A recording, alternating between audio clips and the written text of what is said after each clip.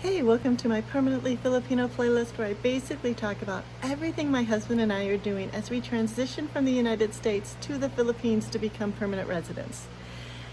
So the start of this video, today's video is going to talk about a visit to the Bureau of Immigration, but I want to start this video first by celebrating. My husband and I entered the Philippines officially November 14th, 2024. I walked up to the immigration booth and handed my Filipino birth certificate and my marriage license so that my husband and I could enjoy the balikbayan visa privilege, where we could stay for 1 year without having to travel in and out of the Philippines like under a tourist visa. We had 1 year to figure out how to become permanent residents. And I just want to take a moment because right now it is November 17th, 2024, and we never had to travel out of the Philippines because we are officially permanent residents of the Philippines. And I am super excited about having done everything that we needed to do to officially be here as permanent residents. We can come and go as we please without having to be on some schedule. And I really appreciate everyone who's listening to this journey that I'm taking and that my husband's taking, even though he's not in the videos with me, to become permanent residents. But as of November 17th, actually before November 13th, 2024, the week prior, it was the first week of November, we officially found out that we are permanent residents of the Philippines. So, super happy to have that. It took a year. And it didn't have to take a year, but I wanted to at least try to become a dual citizen. It didn't happen, but to become a permanent resident, I'm still happy. It's everything that I wanted, and I'm excited to be able to share with you everything that we're doing as permanent residents now. So, anyway, so on with the video. A quick recap beforehand. So June 2024, we started this process of a 13G visa. And I guess it took from June until August for us to get appointments with the Bureau of Quarantine and the National Bureau of Investigations, because we needed the appointment. It's helpful if we have the appointment on the same day, my husband and I being able to go through that entire process at the Bureau of Quarantine and the National Bureau of Investigations, to be there at the same time. And I already had done 2 videos on everything we needed to do there. That was the beginning of August. And then about 15 days later, maybe 2 weeks later, we needed to go back to the Bureau of Quarantine because we needed to then get the biometrics done for the ACR-I card. And this video is going to focus on everything that we did to prepare for that visit. Now, if you saw my video that I had done for my voluntary balikbayan visa ACR-I card, which is the red card,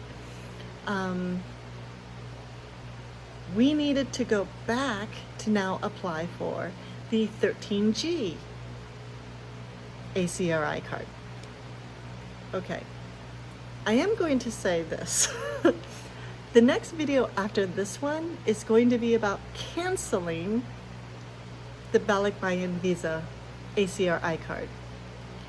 And before you even move forward, if you are at the step where I'm going to talk about today in this video of getting your 13G ACR-I card, on the same day you're getting that card, cancel your other card, your ACR-I card, the Balikbayan Visa ACR-I card, because you can't have two ACR-I cards at the same time. Not possible. You can't have two. You can only have one at a time. Nobody told me that, or else I would have done that. Unfortunately, that will be my next video, FYI. And everything I had to do to cancel my ACR-I card. My Balikbayan Visa ACR-I card, to be clear. This video is going to talk about preparing for our 13G ACR-I card.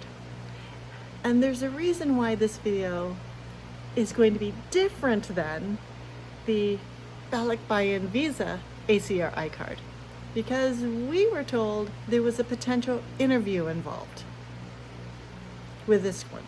So anyway, I'm going to refer to my notes in regards to everything that we did to make sure I'm not forgetting anything. Of course, our appointment was going to be at the Bureau of Immigration Intramuros, and the entire time we were there was 20 minutes, FYI. 20 minutes. The majority of the time we were there was just waiting. Number one, we were there super early, so I'm including that wait. And it's waiting through the queues, waiting to get the biometrics done, and then the potential waiting for an interview. Okay, so first let's prepare for the interview. And I'm going to refer to the notes that our visa agency, our liaison officer, had sent to us via email. Number one, be scheduled. Make sure you're at your scheduled time. We arrived 15 minutes early, but make sure you are there for your scheduled time, because rescheduling is not allowed. No appearance will result in the denial of the visa application. So yes, show up early. Next, dress code. Smart casual is what they call it, which basically means no shorts. My husband wore pants, no slippers. I'm not quite sure what they mean by slippers. They might refer to like the clogs. That's what I'm assuming. So, because I've never been turned away wearing sandals, but I'm not quite sure. And then nothing sleeveless. To be patient for the long queues, and that to be prepared that we could be there all day. Or whatever, but we had no idea, because we were also told there was going to be an interview, and to prepare for the interview and bring photos of our life together. So we actually received an interview like 10 minutes before we were going to go catch a bus. We were still at the house, so we needed to go print out a bunch of photos to make sure we had hard copies of them. So we brought hard copies of our photos, and we thought that way they could put it with our file during our interview. We just didn't know, so we just wanted to prepare. And we always travel a day before, especially when we're told we might be there all day. So we stayed at the Manila Prince Hotel, which is a super fun hotel for us. Because downstairs they have like this little hidden bar in a closet, and we really enjoyed going there. Anyway, so on the day of our visit, we arrived 15 minutes early, as I mentioned. Our liaison officer wasn't there, but he arrived maybe 5 minutes after us. So our wait wasn't long. Either way, all three of us were there super early. Just as a reminder, when you go into the Bureau of Immigration office or go into the building, make sure you have some type of ID ready, because both checkpoints are going to want to see your ID. either your passport, or if you have a Filipino driver's license, that'll be fine. And of course, they do a visual check of any baggage that you bring in, purse, backpack, whatever. The first checkpoint will check that. Want to see your ID, you walk in. The second checkpoint, you're going to have to hold up your ID and they take a photo of you, and then you're in the building. The first place you're going to go to, according to our directions, we went to the big waiting area. So when you walk in after being checked in, there's this huge waiting area, and they call it the Public Information Assistance Unit, PIAU, and I call it the waiting area. And we were there for about 5 minutes. We met our liaison officer, and then if you've watched any of my other videos, we went straight to window 44, which is the biometrics window. There's a little waiting area there, and that had quite a few people in the queue. And here's the benefit of having a liaison officer. We didn't have to wait there. We didn't have to wait for the long people in the seated area in front of the biometrics. We went straight to the second floor to another area where they also did biometrics, which was super nice. So that's another benefit of using a visa agency. We use JRC to kind of avoid some of those long queues. That's why our entire visit, honestly, was a total of 20 minutes. And the majority of the time was the waiting and the moving from one place to another place. So when we're at the biometrics window, that lasted only 5 minutes. And I've talked about everything we needed to do there, but I'll review. The first thing we did was check a computer screen to make sure all of the information about us was accurate. Then we had our digital fingerprints. We had to do a digital signature. That signature will also be on your new ACR-I card. And then, of course, we had to get our photo. No teeth, no glasses, and no ears. Oh, no, show your ears. Show your ears. I think that's it. No glasses, no teeth, expose your ears. Check. You take your photo. We were then waiting. I was getting prepared for the interview while my husband was going through the biometric process. Honestly, for both of us, it took 5 minutes. And then a liaison officer, we were waiting to go to the next spot, and he said we were done. We did not have to go through an interview. Now, this is why I think we didn't have to. I'm a foreigner. I am not considered a Filipino citizen. I'm naturalized in the United States. I'm a former Filipino with a United States passport.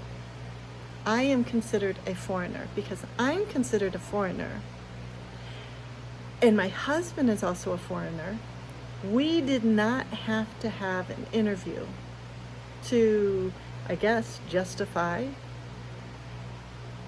our marriage or try to prove how legitimate it is, our relationship. I mean, we've been together since 2011. So, fortunately, we did not have to go through the process. Dependent upon your relationship, determines if you're going to need to have an interview or not. But for us, we did not. And that was it. That was our visit. 20 minutes in and done. So super quick.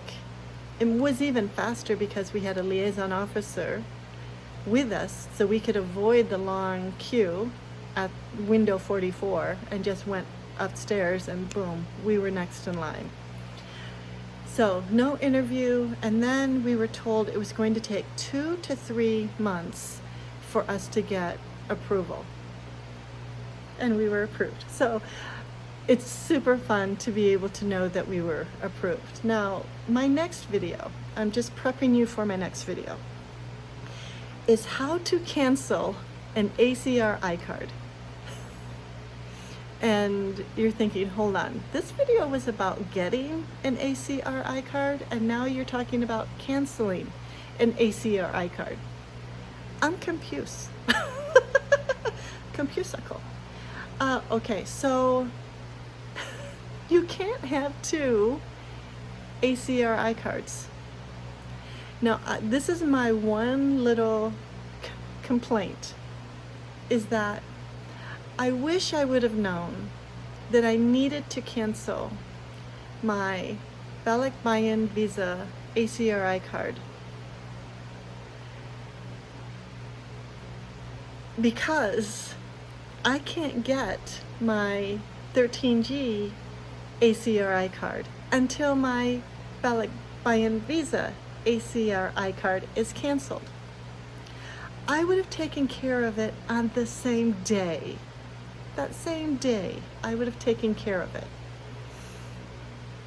So FYI, for anyone going through that process, if you're there, so you don't have to take another trip, which I did a week or so ago, to cancel my Balikbayan Visa ACR-I card, take care of it on the same day. FYI. I already had my driver's license, my Filipino driver's license. I barely use my Balikbayan Visa ACR-I card. So, that's my little complaint. If you're already there and you're getting ready for another ACR-I card, cancel the last one. Just take care of it, especially if you already have a Filipino driver's license. Just take care of it right there and be done. So my next video is going to be about how to cancel an ACR-I card. It's super, super easy. I took care of it by myself. No big deal. Didn't even need the agency to do it for me. So I was already going to have to be in Manila anyway, so why use the agency? So I will tell you how I did it in my next video. So thank you so much for listening, and I will catch you later. Kita Keats, have a good one.